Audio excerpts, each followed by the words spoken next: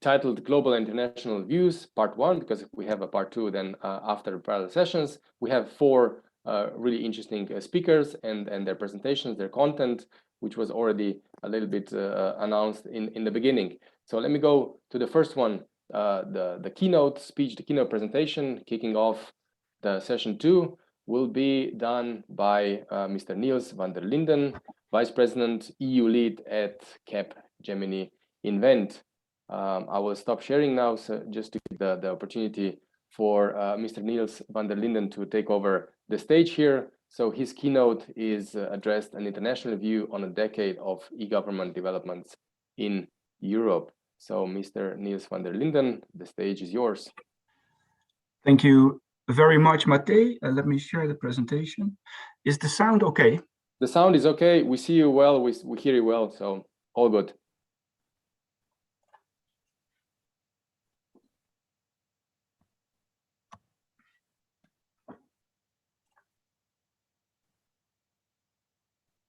The only thing waiting for is the presentation. Then we can kick off the first keynote session of the session 2.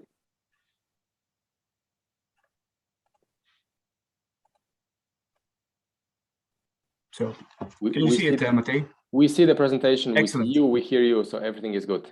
Then I'll start. Good morning, everybody. Good morning, Ljubljana. Good morning, Europe. It's a pleasure to be here. Thank you very much for the invitation. I hope you're looking forward to this day and the rest of the program, which is really exciting. I must say, my congratulations to the organizing team of getting so many interesting speakers and experts together today. I was asked to share my views on a decade of e-government developments and what we can learn for the digital decade ahead of us. I've been closely involved in e-government in the past decade with the European Commission, with national entities, with local and regional entities. And so in the next 10 minutes, I'd like to share some of my observations, some messages and views that hope resonate with you and might also challenge you a bit. It was one of the assignments I got from the organizing committee, and might challenge you a bit to take some more bolder steps in moving forward. Because that is needed in my view, and I'd like to illustrate it later on with an interesting example. In the next 10 minutes, I'll go through 3 questions. What have we achieved so far? Where do we need to improve? And how can we do that? So when I was preparing this, I thought, okay, what can we take away, at least from the key messages and all the ministerial declarations that the EU and member states have prepared over the past decades? And if you put them together and you go through them, you see many similarities, right? From left to right, starting with the one in Brussels on where already words as inclusion, then EU service delivery, they were already all there, and that developed over time. One of the questions that came to my mind is, okay, are we moving fast enough? Are we realizing what we really want? So I had a look at the research. So some of the reports that report on how e-government is progressing across Europe, and I've been very proudly involved in the e-government benchmark for many years and supporting the Commission, especially DG Connect, in providing an insight. And I took the report from 2010 when I was still a junior and compared it to the one that we released a couple of weeks ago.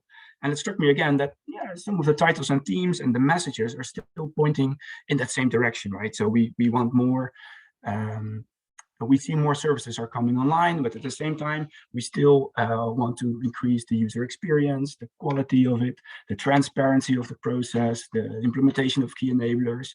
And the key questions that still come up is, how can we attract more people to actually use that online channel? So yeah, are we moving fast enough? Do we need to change a bit the tune of e-government? Okay, I'm exaggerating, of course, a little bit to make my point, because a lot of things have been achieved, and I think everyone here in public sector can be really proud of what has been achieved over the years. Especially, I would say, more of late with the push for EID across Europe, implementing interoperable building blocks. Europeans can increasingly do much more in their own country online, but also in other countries. I mean, these are just a couple of examples. I mean, Finns can retrieve e-prescription in Croatian pharmacies. That's a miracle, right? That's a great achievement. There's many opportunities now for students, for businesses to move and operate across Europe, which is what we want to achieve. And the further push for digital identity might is the next step to push this forward. So yes, there are very much tangible results, and it is moving in the right direction. But I think the question is justified if we're going fast enough. And of course, I realize I'm a consultant. We always want to go fast. But is there a need to do things differently? If we look at the results of the past decade of the eGov benchmark, which you see here on the slide, you see there has always been, and there are some caveats to the way the data is presented here, but it depicts the trend really well.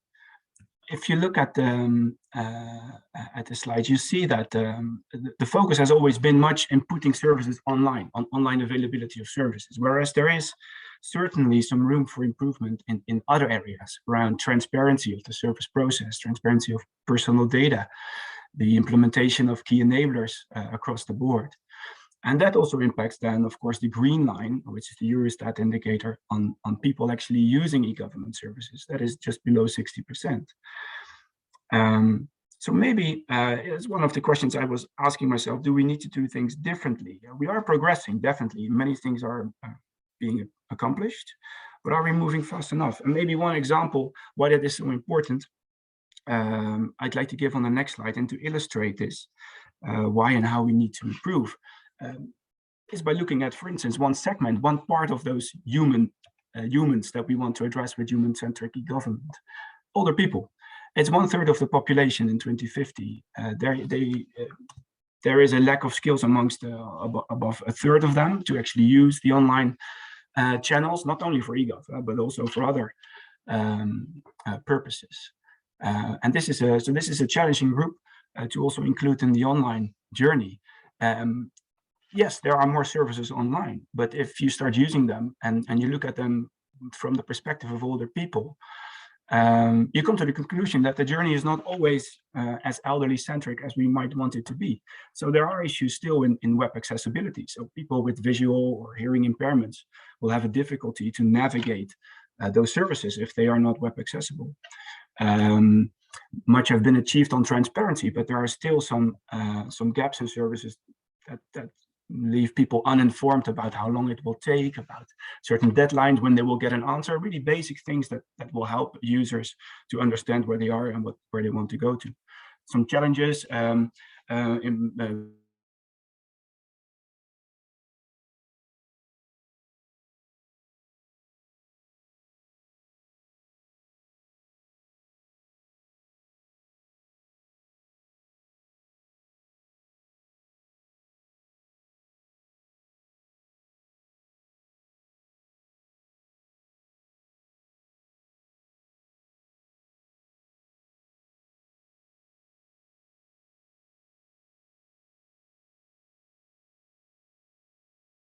in the use of those,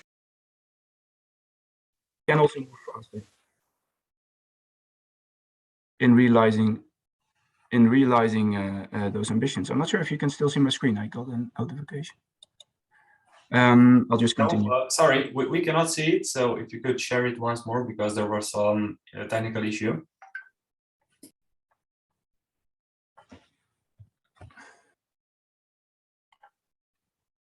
I got kicked out of the call one way or another.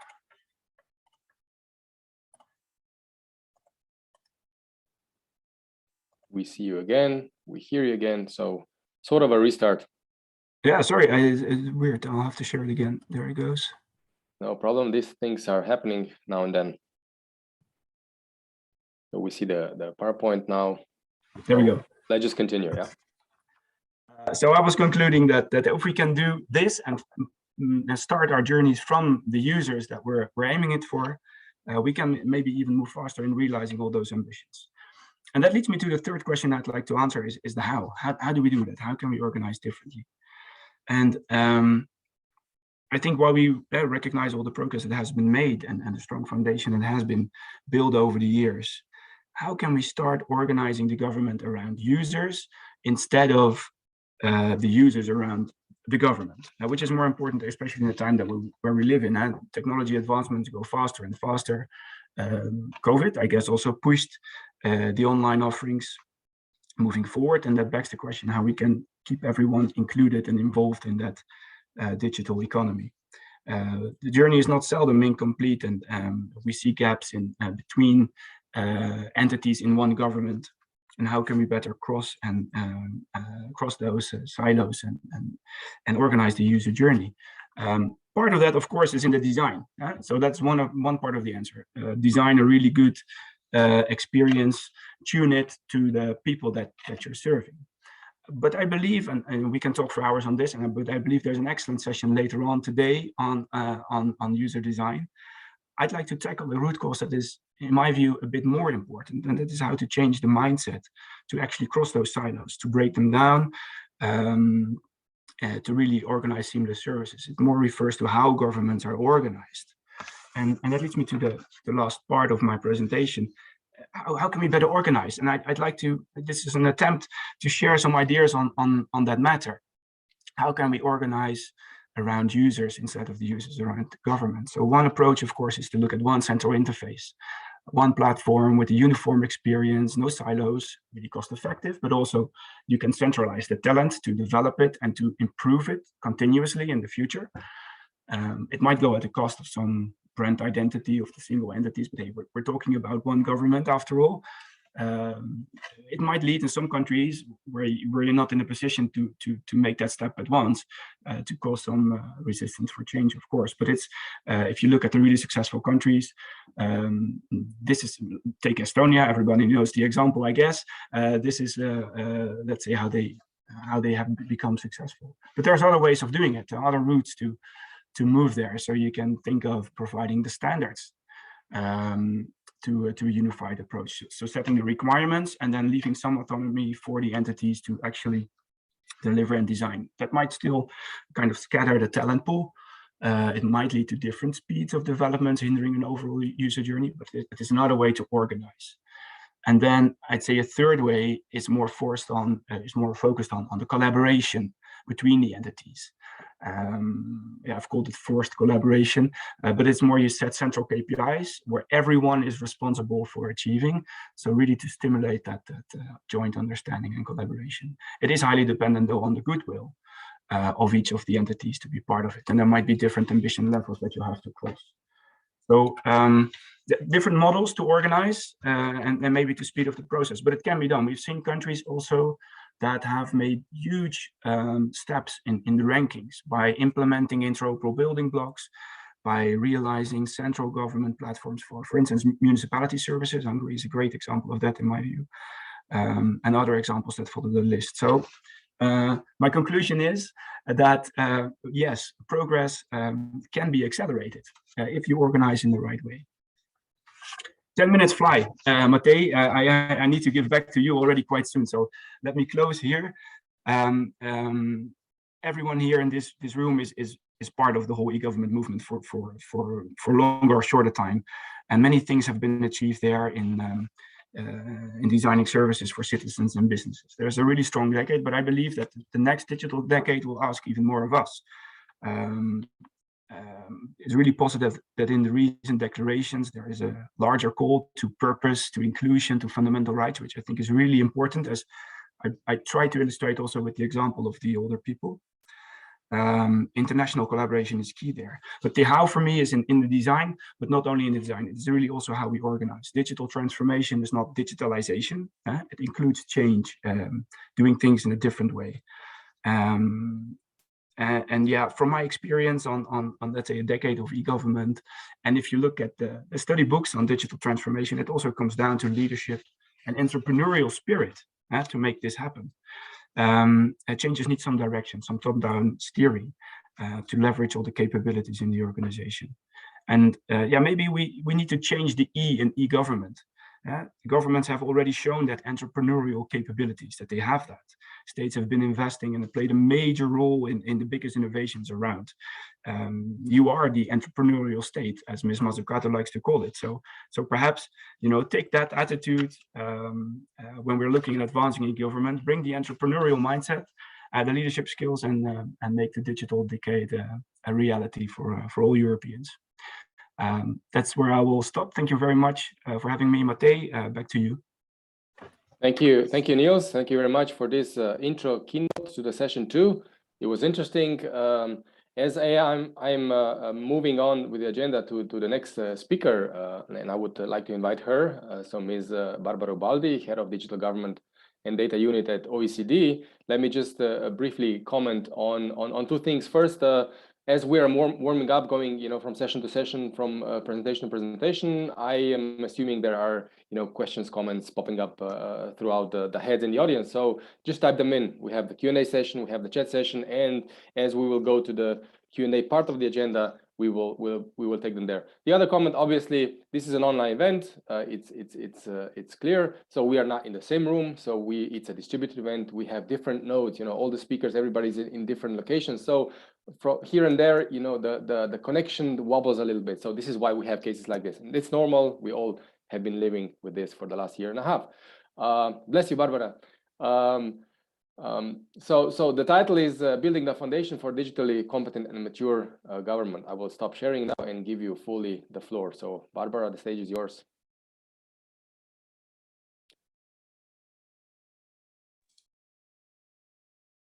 Good morning, everyone.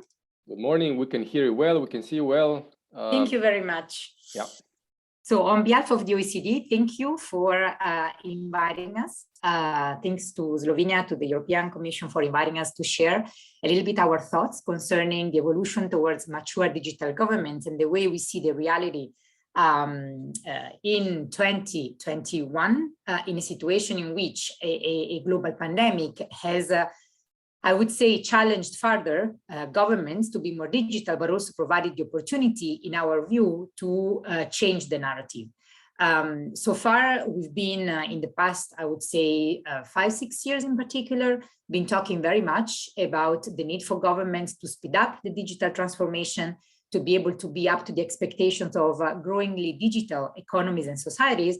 The pandemic demonstrated that overnight governments had to be digital. So it's not really about the capacity of going digital, but is the capacity of proving to be digital, which is asked for governments in 2021. This means that governments also have a unique opportunity to lead the way. In many instances, we observe that governments have to catch up with the trends, transformations, innovations that happen within the economy. We often hear talking about the digital economy driving the digital transformation of governments. Well, the key question in our point of view is today to say, how can governments shape the way in which economies and societies decide to use digital tools, decide to use data, and how can governments make a use of digital tools and data that grow public governance systems which are more people-centered, more fair, more sustainable, and how can governments also be, by being more digitally mature, more capable to deal with challenges which are global. I think the example that in the introductory remarks, the keynote provided, for example, on the Green Pass, being a concrete example of how across borders we've been able to deal with the challenges faced by citizens in different countries is an excellent example to demonstrate that more and more problems and challenges are global. So how can governments be more digitally mature in using digital tools and data to address these challenges across borders is going to be a key priority for the years to come. This is not new, it's true. It's something that we've been talking about for many years, like the previous panelists said as well. But in our view, this is a golden opportunity to enact fully this shift that from the OECD point of view is an imperative, which is a shift towards more digital government. In our view, it's not a matter of wording, it's not a matter of language, but it's a matter of changing in paradigm and going from the idea of using technology oftentimes to digitize processes, procedures, services, which were thought in an analog world, because we still see that many governments around the world just place services online without undergoing the very foundational exercise to understand how and if these services need to be designed in a new way to accommodate needs which have changed, and therefore they require also a change in how these services are provided and are delivered, and perhaps using a channel which is not necessarily the digital channel intended as a website, but perhaps upscaling the use of mobile apps, which is still in many countries not the reality. So still in many countries we see that there's a very technical approach that focuses on technology rather than thinking, okay, how can the technology help us change and really transform what we do? For us, this is a key change that, as I said, we see many governments still struggling with. When we do country reviews, we see that in many instances, the positive scenario is to see to what extent individual ministries, individual areas have been able to be more advancedly electronic, but they're not really transforming how they function. And most of all, they're not enacting the integration, the horizontal change, the move towards being from more vertical to being more cross-cutting that the OECD recommendation on digital government strategies that was adopted in 2014 calls for. This is a recommendation, and as many of you might know, the recommendations of the OECD are a soft law instrument, but they are once adopted by the Council, meaning all the member countries recognized as being the policy reference for a specific domain. And when in 2014, the recommendation was adopted, many of the things that we are struggling with today were already put on the table as priority actions that governments recognized they had to take in order to be more digital. And what is, from our perspective, interesting is that the application of the recommendation as a foundation for country projects and regional projects, over 30 that we've done since 2014, which are the famous OECD reviews. We just completed one of Slovenia, have enabled us to identify the ones that we think are the key 6 dimensions of a truly digital government, which are described in detail in the OECD Digital Government Policy Framework document.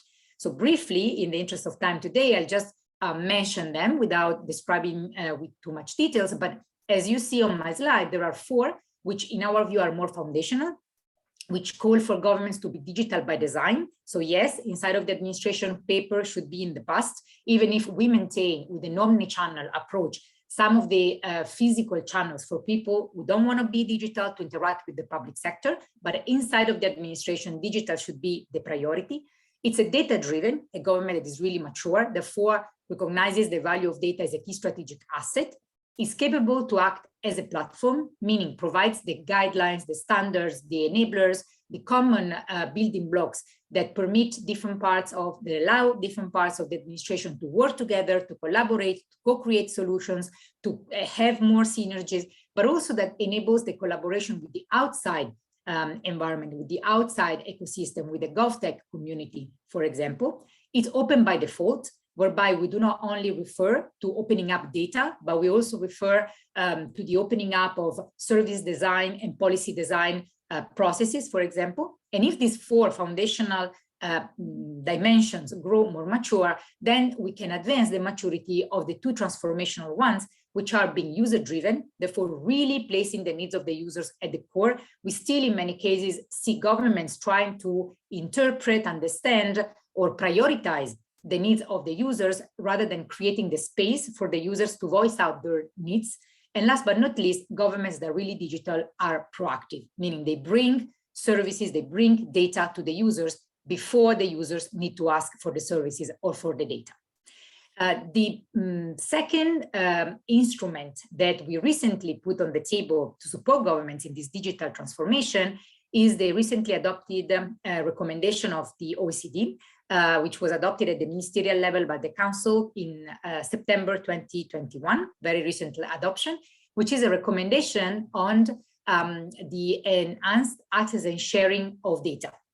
So the idea is really to support an agenda across the ecosystem that stimulates the opening up, the release of data, which are essential for public interest. So the whole idea is that governments, the private sector, and the scientific community and the academia hold in many instances data, which if opened up, can really enable to find solutions that are required to address social and economic challenges. The recommendation really acknowledges the importance of reinforcing trust across the whole data ecosystem, to stimulate investments on opening up data, because as we know, that's not for free. It does not come for free, the opening up of data across any of these parts of the ecosystem. And last but not least, the recommendation really calls for an access and sharing and use of data, which is done with responsibility. This because we need to acknowledge that public trust in relation to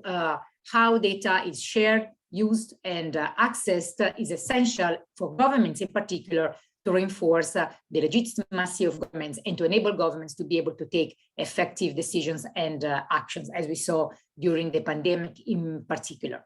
So the idea of advancing towards more digital government is very interesting and perhaps nice to be discussed and described in words, but we do know that it's very difficult to take concrete actions to advance, because in many cases, many decades of e-government legacy make it quite challenging for governments to overcome existing models of working, to move towards interoperability of systems that have been installed many years ago. So the whole idea, how can we accompany governments not only through these policy instruments, but also with a measurement tool, which does not necessarily aim to have ranking that push countries to compare with each other, but that are intended to be policy tools that enable governments to understand where there are still areas or gaps that can and should be addressed at the national level.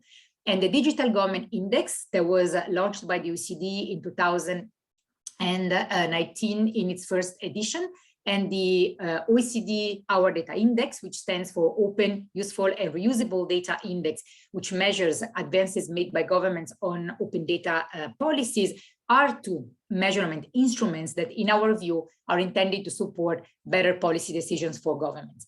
And if we see the results, we see that when it comes to the digital government 6 dimensions, many efforts still need to be made by governments in relation to the two more transformational dimensions of a digital government. So still actions to be more user-driven and more proactive need to be taken.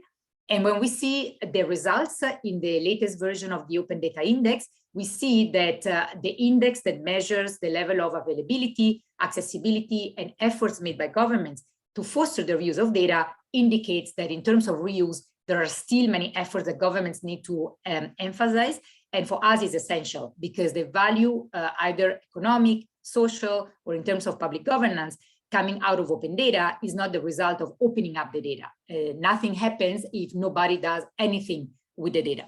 So just to conclude, and echoing also what has already been said, we think that if we look at the year or years ahead, there are key words that we would like not to remain buzzwords, but to be prioritized by government's agenda. The whole conversation around the users when we think about services.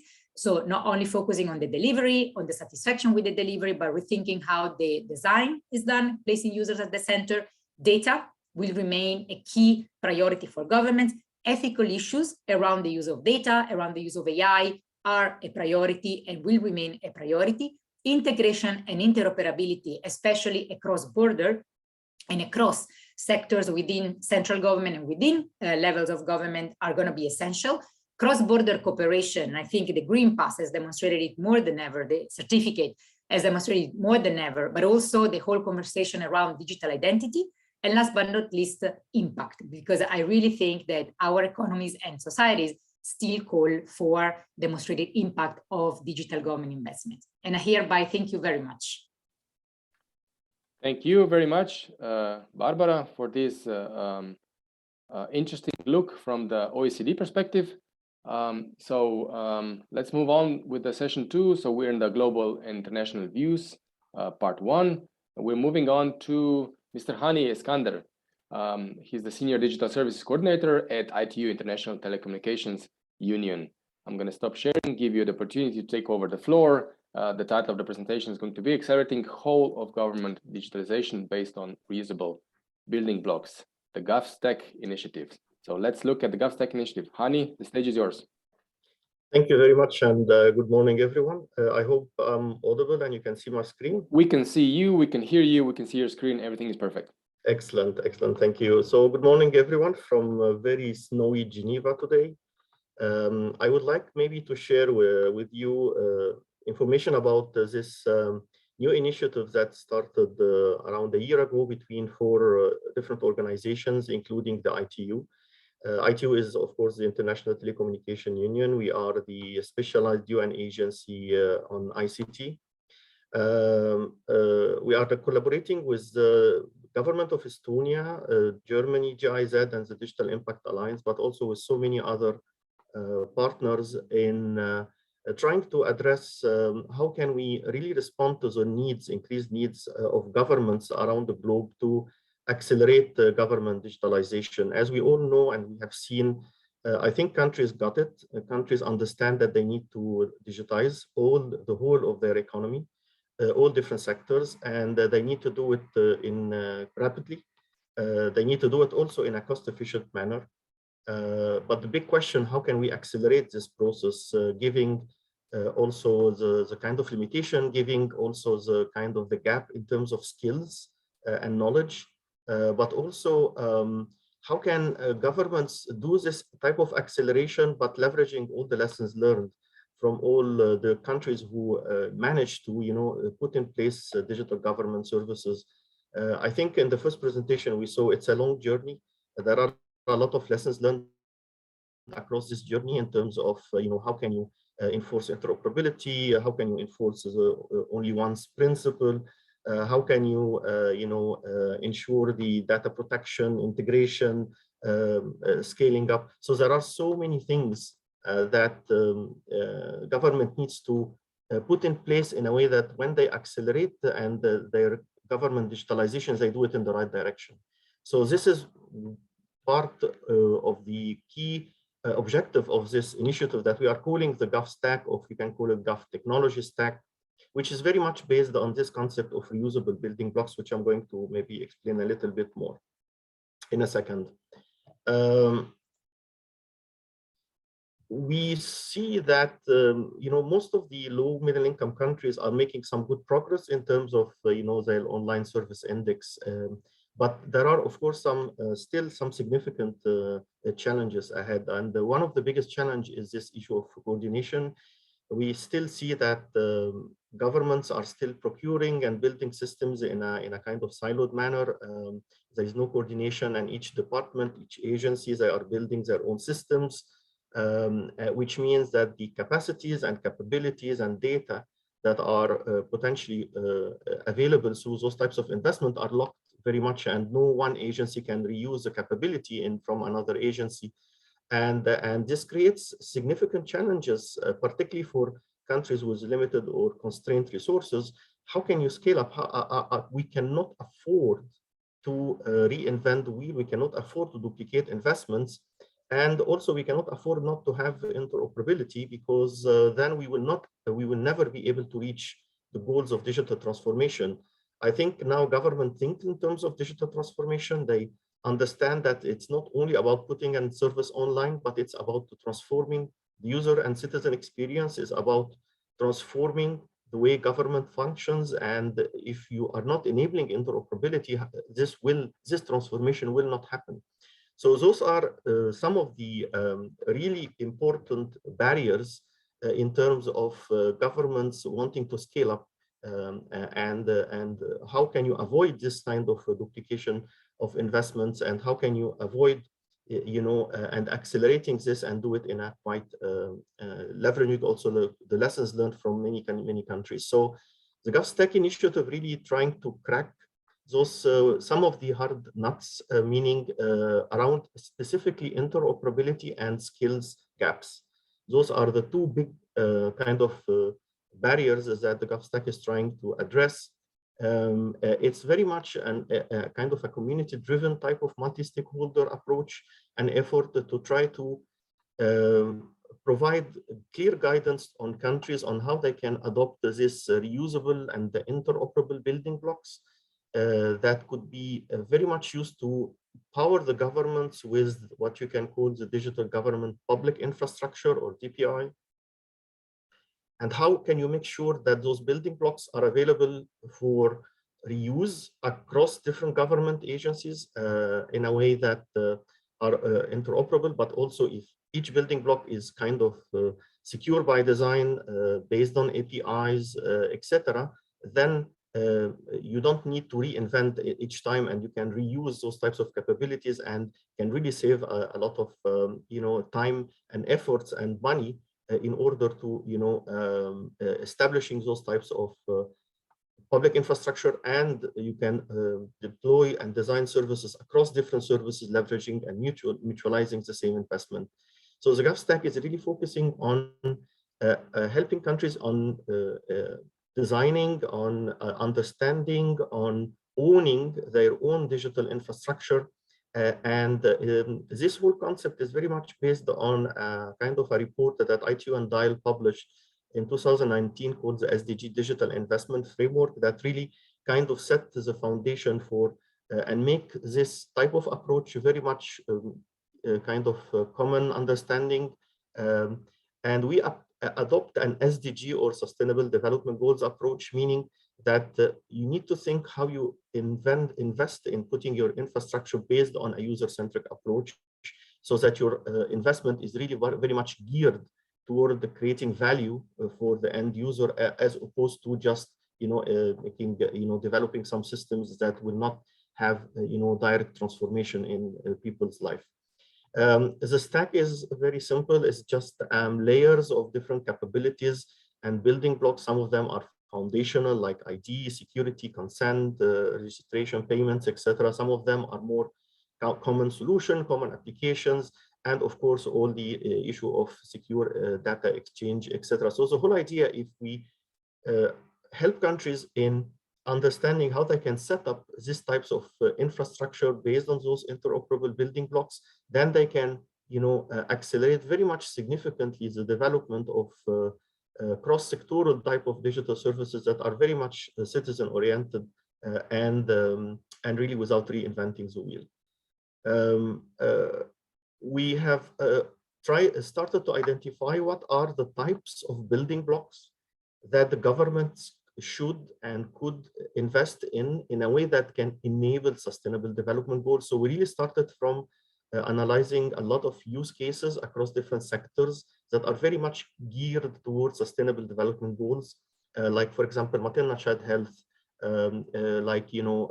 market linkages for agriculture, or education in remote areas, etc. And we came up with a list of some potential building blocks that governments potentially can prioritize, and they need to avoid reinventing in building those types of capabilities. So if each building block is based on sound open standards, leveraging open APIs, secure by design, really integrating all the good practices, from countries from Europe, what is going on in Europe, and some countries like Estonia, Denmark, and India, etc.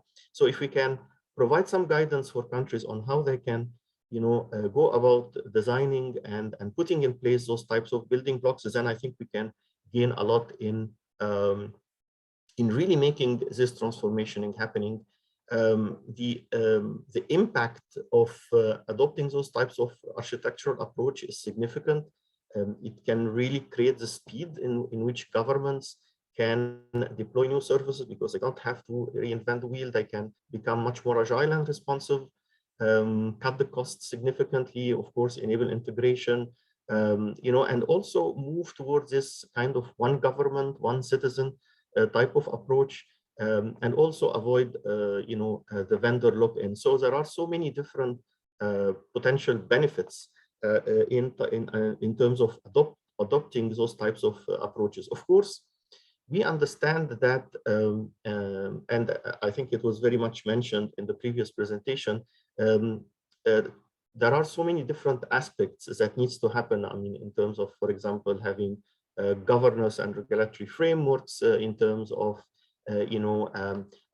really adopting, those types of business re-engineering, business process re-engineering, really having a digital transformation as a strategy that is very much politically supported. So there are so many different things. And of course, the issue of infrastructure and connectivity still are very much other types of elements and factors. But we do believe that making some sound decisions when it comes to investment can really help in this process of acceleration, but moving the acceleration in the right direction. Because if you don't adopt those types of approaches, probably you will not be able to catch up with, where the rest of the world is, and most likely it will create potentially even more mess and exasperate the kind of the challenges and fragmentations that exist in many countries. And I think most of the low and middle income countries cannot afford that. So what the GovStack is doing, GovStack initiative is doing is really three big things. One is to try to provide some examples or model specification for those building blocks, as I said, in a way that adopting open standards, secure by design, adopting open APIs, not reinventing the wheel, really very much looking at the open source technologies, etc., and create some sort of an architecture blueprint. All of those types of what you can call digital public goods are available and will be available openly in the open kind of public domain, with one objective is really to help countries understand and be in a much better position to identify their own requirements, base their own needs, and base their own kind of citizen-centric needs. The whole idea here is to be able to facilitate this knowledge transfer, really start from where countries ended, really try to integrate all the, the best practices of interoperability, cross-border ID recognition, cross-border payments, leveraging of open standards. So by providing those model or examples of building blocks, countries can facilitate and accelerate understanding what do they need to invest in. The second big thing is that the GovStack is doing is really also to create not only those specifications, but also to create a demonstration sort of environment or a sandbox environment where we can showcase demonstration government platforms that are built using those building blocks, using open source products that exist in the market, and really showcasing that you can do it. It's doable. It's very much possible.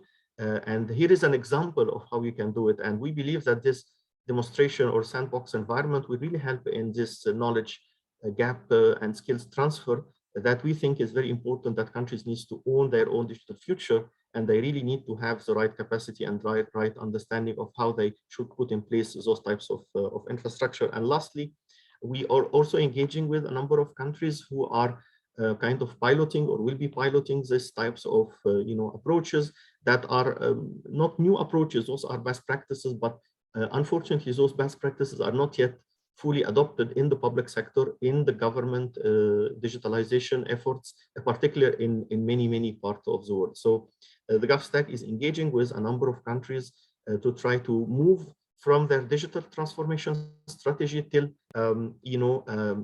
kind of deploying those types of user-centric services in a way that we can also have some model countries who can do it. The good thing that in first quarter next year, we're going to publish our first 5 building blocks that are marked in green on the screen around ID, authentication, payments, registration, information exchange, digital registry security. And then maybe 2-3 months later, we're going to continue to add new specification, new building blocks, etc. And the way we chose to start with those building blocks because of our assessment in terms of what are the most needs, what are the most foundational building blocks that can really help countries enabling some of the very much SDG types of focused services. As I mentioned, the whole exercise is based on the SDG. We started by use cases that are very much targeting to SDGs, and this is the approach that we will be also piloting in countries to say, can you identify an SDG related use case where you can start to have a quick win, develop those types of services, but also at the same time, satisfying and responding to some of the, citizen needs in a particular SDG area.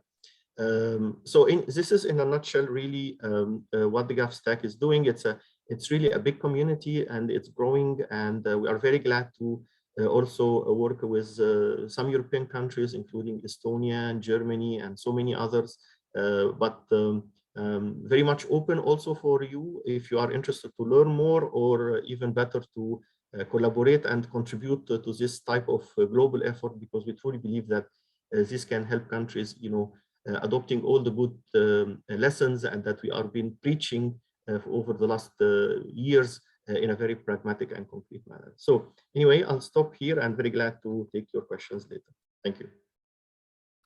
Thank you very much, Hani Eskander for this view of GovStack, this update of GovStack, which created quite some questions and comments and so on in chat and Q&A and so on, and we'll come to that after the last presentation in this session too. So that was Mr. Hani Eskander, the GovStack initiative, and now we're coming to the last one, Mr. Gerhard Hammerschmidt. As I am preparing the stage for him and the presentation, let me just introduce him briefly. So he's a director, Center for Digital Governance at Hertie School. So his presentation is titled Redefining the Smart City in Europe from Technocentricity towards Collaboration, Well-being, and Human Centricity, which is basically the red line also of this conference. So Mr. Gerhard Hammerschmidt, the stage is yours.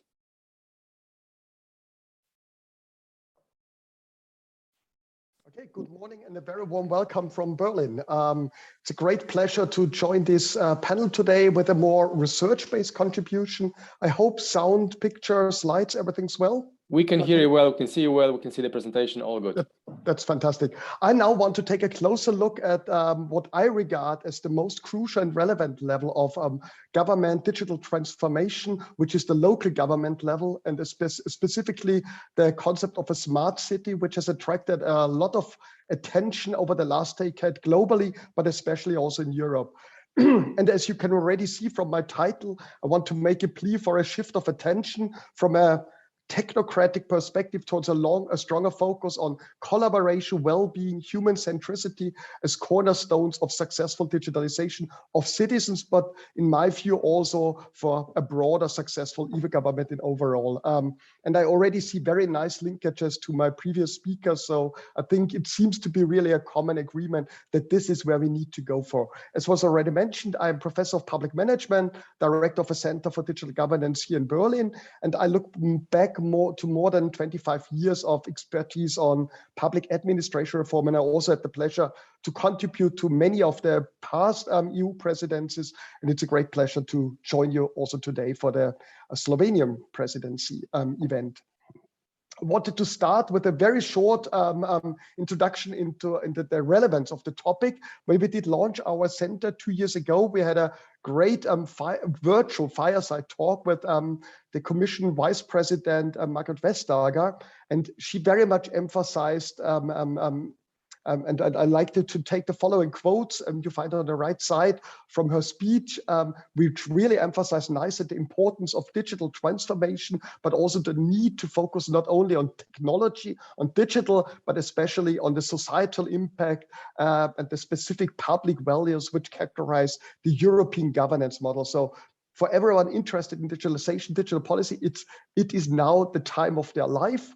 So I think this very positive message is really great. Digital transformation is not about making everything digital, but about having a positive impact on society and this European perspective, which we need to emphasize more. And this was continued last year under the German EU presidency with the Berlin Declaration on Digital Society, value-based digital government. So I think there's now increasing the understanding that we need to better embed values in our digital transformation and have a more human or citizen-centric perspective.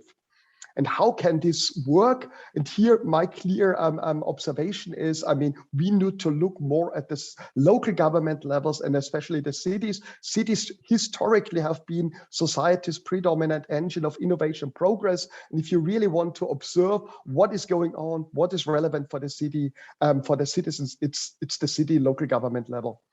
I will structure and just a very short introduction, 6 points I want to touch. It's only one slide per point, so very short.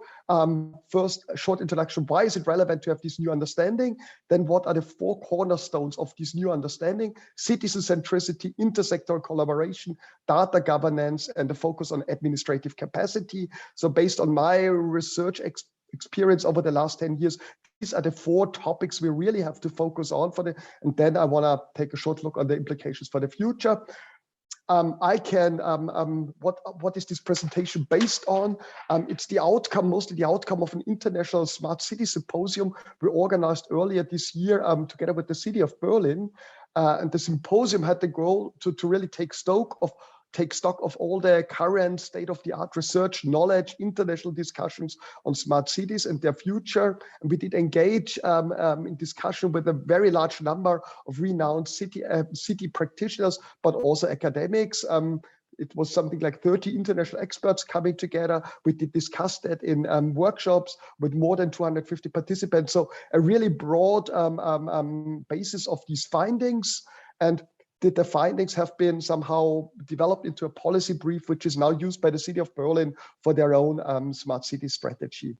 And I also will build on, and this is the second logo you have on the right bottom, on insights from our EU-funded Tropical Research Project on transforming into open, innovative, and collaborative governments.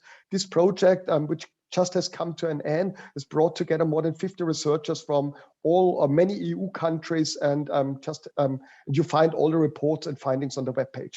I really make only a very short glimpse on some selected findings. Let's start with the background. Why do we need a new understanding of smart cities? And I think the first is, again, why do we need to look at cities? I mean, if you want to focus on citizens, on the challenges societies are focusing today, seeing today, it's really the local government levels, the cities, they are magnifiers to those grand challenges. So is it integration? Is it polarization? Is it inequality? All these issues are really zoomed in at the local government city level. We have seen over the last decades really a big push towards this idea of smart city, with a lot of activities also from the European Commission, big promises coming with this concept to improve the urban experience for citizens through new technologies, Internet of the Things. It was and I think that's also what has dominated a lot the debate, strongly pushed by businesses with a strong market focus. And especially in the initial phase, it was a very technocentric agenda. So most of the time talking about new technologies, new ICT possibilities.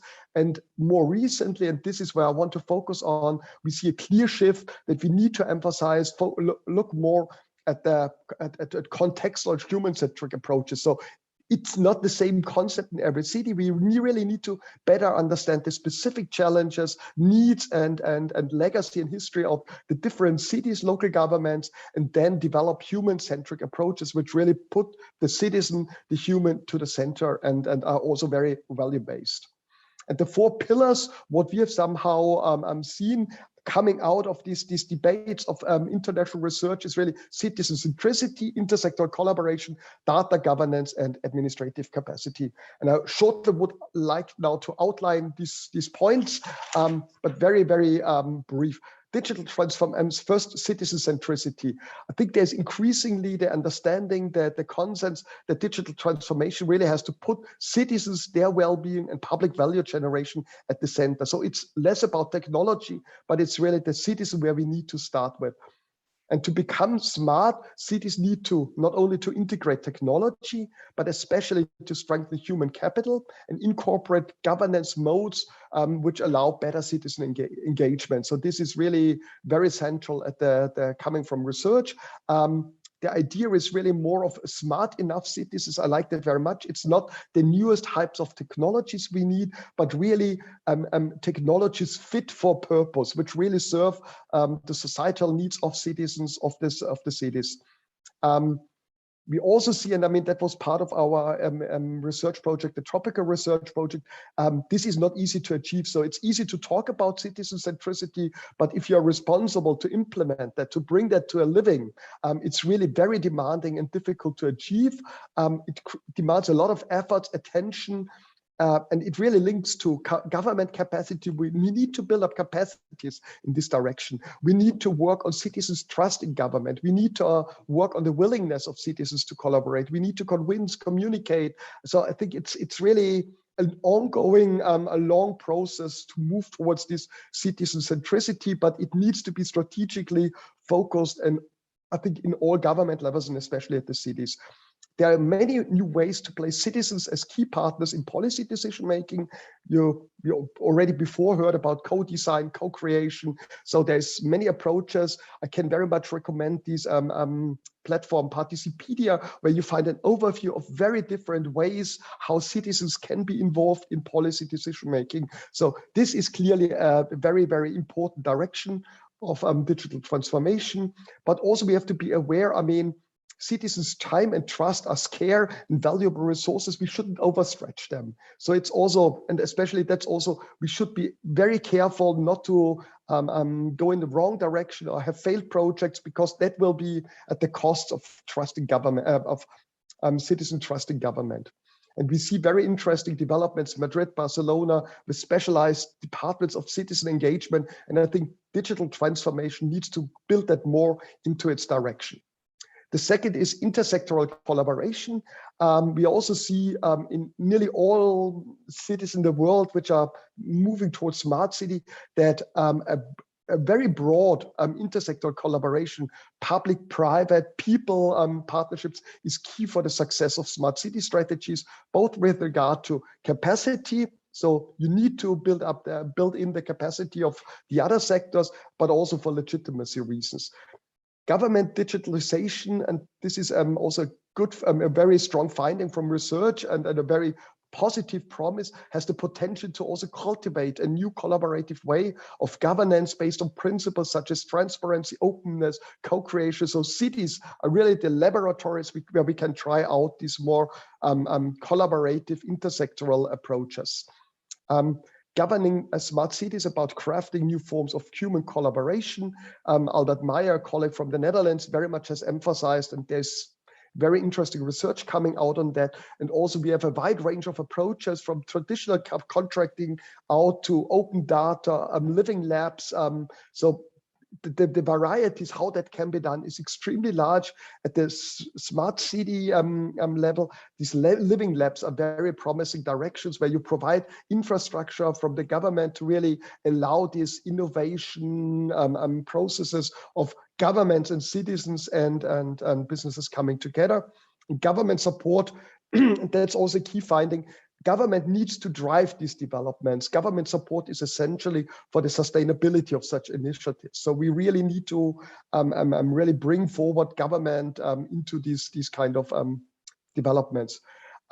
Collaboration also needs more bottom-up governance strategies. We need to enable also open platform ecosystem approaches to build the necessary capacities and competences in government. So this is also, we need to move away from this very top-down approaches to more bottom-up governance strategies.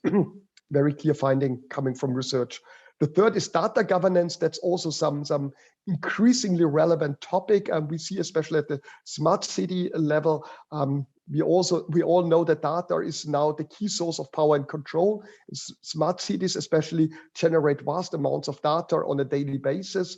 And therefore, data governance strategies are essential for any new smart city initiative. So we see that really the leading smart cities have developed the data governance strategies where they discuss about the ownership of the data.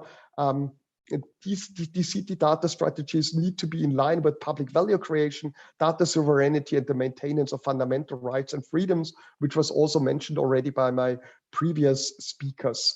We need new citizen community-focused approaches with regard to data governance. There are interesting developments like data sharing pools, data cooperatives, public data trusts, community data intermediaries. So give citizens a stronger role in these data governance strategies, have a say on that, and then establish formats how this can be implemented, so that it's not only the strategies, but also that we have working forms, how this can be implemented. And also we see a clear need to integrate these ideas of data governments in public procurement processes, which put more emphasis on these data governance approaches, citizen-centric data governance approaches, and also to build up the knowledge how this can be done together with other cities through learning, exchange, and best practice sharing. The fourth point, I want to emphasize very much is we also need to very much look at, and this is very nicely also linking up with the previous presentation by Barbara from the OECD, administrative capacity. So digital transformation is really dependent on capacity building within government. We need to develop the necessary administrative capacities. Steering and management of smart city projects requires smart government and the capacity building to enable cities to go in this direction of digital transformation. We have a lot of many contradictory expectations under uncertainty, and this needs to be, and you need specific competences in government to really cope with these uncertainty and contradictory expectations. We see a lot of actionable frameworks coming up on how to better build public sector capacity in order to engage in value creation, novelty diffusion. More bottom-up processes, again, are key for that. Problem definition needs to be more bottom-up so that we are not driven by global agendas, tech solutions, but the local needs. And the three main pillars, what has been very much emphasized, research, you need an authorizing environment, implementation abilities, and the acceptance of these innovations. Agile stability is some concept which has come up now very much. So government organizations need to be able at the same time to drive innovation, try out new ideas, but also at the same time to scale up, to bring in routines and efficiency in their activities. And especially the topic of attracting talent, establishing modern HR systems is a core what we often see as a big barrier towards better smart cities and digital transformation, also at central government level. And already with my last slide and point, what are key implications, perspectives for the future? We need to incorporate or the incorporation of ICT needs to be democratically assessed and judged with regard to societal outcomes, public value. I think that should be the driving criteria. What needs to be done, not the solutions, but the demand, what we need, the challenges. We need a specific form of citizen-centric governance, which needs to be thought through strategically and institutionalized. So this is something which really needs to be embedded in the government strategies. We need broad intersectoral collaboration as key success factor for the strategies, but they need to be really, it needs a lot of effort and strength to manage them successfully. Data governance strategy must take into account the need for citizen control and ownership of their data. In-house expertise on data infrastructure management pays off in the longer term. So we should think really not make us too much dependent on external knowledge, but to build up these capacities from within. So, but at the same time, of course, we need to contract out, especially in the early phases, a lot of these kind of competences, but with the purpose to build them in over time. And governments also need to become smart buyers, modernize procurement processes. This is, we just recently have done his survey here in German local government. Modernizing procurement is the big thing they expect with regard to better digital transformation, and government cities need to build up the capacity competences also to scale up digital innovation. That's also something where we have just recently started a research project on that. The scaling up of digital innovation is really a key challenge, and we need to work better in this direction. But I'm very positive that if you put these directions more at the center of our activities and less the technology, we can really achieve digital transformation on a broad scale, which really serves the citizen and is based on the values which unite Europe at the moment. If you are interested in more of these findings, the topical research, this policy brief, here are some links, but I now want to close my presentation. Very much looking forward to questions and discussion with the audience and the other panelists. Thank you. Thank you very much, Mr. Gerhard Hammerschmidt. I would like you to stay on stage, and I would like to invite the other panelists from this session to join me on stage. So namely Niels van der Linden, Barbara Baldi, and Hani Eskander. We only have time to take one question, but I would like you all to be on stage just to thank you and he also mentioned a little bit how the Q&A functions. So we have Theo Anderson in the audience, who we already agreed to that he will ask directly the question. I believe it is for Barbara regarding the OECD initiative. So Theo, I hope we can hear you. Yes, can you hear me? Yeah, we can. Yeah, go ahead. Great. So thank you very much. Barbara Balde, I wanted to ask you regarding, and it's a question that might be relevant for others too, but seeing that many of the solutions that are favored by the OECD's ranking system, which makes a very good compass as how you're positioning yourself, is the question of whether you have a centralized solution or a decentralized solution. Yeah. The centralized solutions are favored, and in some countries where we have a decentralized governance model, it's not always the optimal solution. And it seems that technological solutions are going from centralized clouds and so on to decentralized solutions with edge and IoT and so on. So maybe I was just wondering, is it possible that the evolution of the technology will in the future favor decentralized models of governance? Thank you. Hi, thank you very much. This is a key question indeed. I think that the word that we need to increasingly start using is the word coordination rather than centralization versus decentralization. You may have seen that one of the 6 dimensions that I indicate being core to a digital government is the platform idea. So I really think that as we move ahead, we need to think about solutions that can actually be reutilized or shared across the administration. I give you an excellent example of a federal country when it comes to the administrative organization in Europe that actually has leveraged this approach, which is Spain. So Spain has actually focused on providing a number of enablers, which include not only technical solutions, but also guidance, standards, for example, developed at the central level of government, and they've created a model of incentives for the local government to uptake the use of these enablers. So yes, there's a possibility, but I really think we need to go beyond the idea of centralized versus decentralized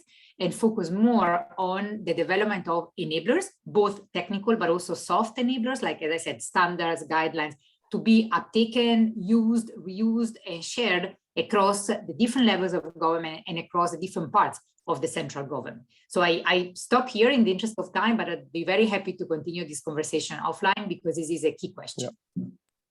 All right, if anyone wants to add just shortly, and then we'll move on to the parallel sessions. No? Okay. So thank you all for your presentations, for taking these questions. And obviously there are a bunch of questions piling up in the Q&A section, and some of you are already answering it. This is how it's supposed to be. So I would ask all the attendees, try to put your questions more in the Q&A section because there's more structure, more control. You can see, who's answering what and so on. But then again, if you type it in the chat also, we also grab that. So thank you all. Thank you for this Q&A session.